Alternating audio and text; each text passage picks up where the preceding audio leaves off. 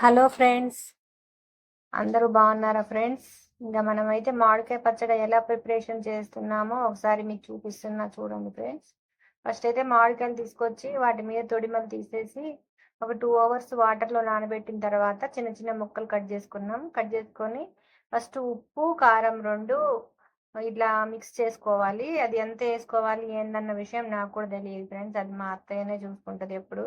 So ఇలా ఉప్పు కారం రెండు కలుపుకొని ఒక పక్కకు పెట్టుకున్న తర్వాత మామిడికాయ ముక్కలు మనం చిన్న చిన్న కట్ చేసిన ముక్కలన్నీ ఒక 10 మినిట్స్ గాలిలో అలా ఆరబెట్టాలి. తర్వాత ఆ ముక్కల్ని తీసుకొని ఒక బేషన్లో వేసుకొని వాటిని కొంచెం ఉప్పు వేసుకొని అలా మిక్స్ చేసుకోవాలి. ఆ తర్వాత కొంచెం కొంచెంగా మనం వేరుశనగ నూనె వేసుకోవాలి. వేరే నూనె వేయకూడదు. పచ్చళ్ళకి వేరుశనగ నూనె బాగుంటుంది ఫ్రెండ్స్.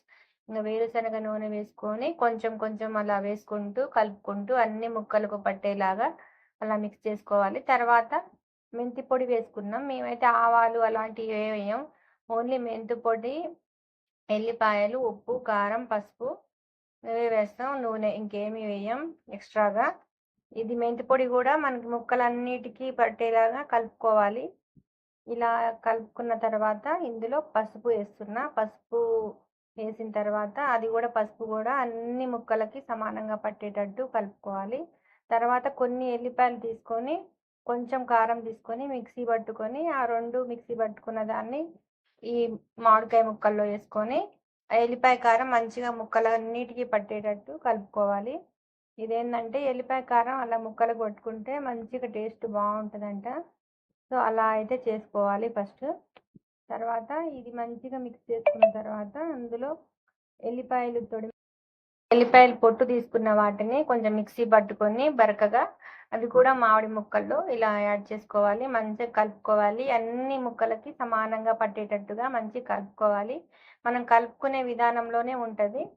నెక్స్ట్ అయితే కారం వేస్తుంది మా అత్తయ్య. కారం ఎంత, ఉప్పు ఎంత అన్న విషయం మనకైతే అంత పెద్దగా తెలియదు వాటి గురించి.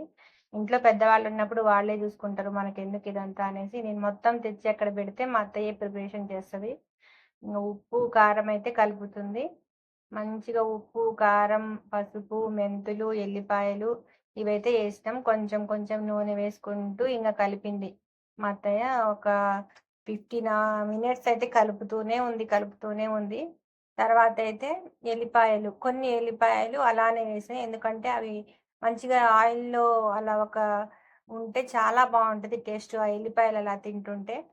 తర్వాత ఇంకా మళ్ళీ నూనె కలుపుతుంది. నూనె ఇలా కలుపుకున్న తర్వాత అన్ని ముక్కలకి సమానంగా పట్టేటట్టు ఫస్ట్ అయితే కొంచెమే నూనె వేస్తాం. తర్వాత మళ్ళీ ఒక 3 days తర్వాత మళ్ళీ మనకి చూసుకొని ఎంత నూనె వేస్తే బాగుంటుంది అన్నది చూసుకొని మనం యాడ్ చేసుకోవాలి.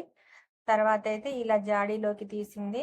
ఆ జాడీకి ఏందో అది తీసుకున్నప్పుడే అట్లా ఉన్నది. తర్వాత ఇంకా మంచిగా అంతా తీసిన తర్వాత ఆ బేషన్లో మిగిలిన కారంలో మా అత్తయ్య అన్నం కలిపింది. వేడి వేడి అన్నంలో నెయ్యి వేసుకొని తింటుంటే అసలు అద్దిరిపోయింది టేస్ట్. ఇంకా మనిషికి ఒక ముద్ద అలా పెట్టుకుంటూ మా అత్తయ్య కూడా మేము 5గురం కలిసి మంచిగా అన్నం అయితే తిన్నాం. సో ఫ్రెండ్స్, వీడియో నచ్చితే లైక్ చేయండి, సబ్స్క్రైబ్ చేయండి. ఓకేనా ఫ్రెండ్స్? బాయ్.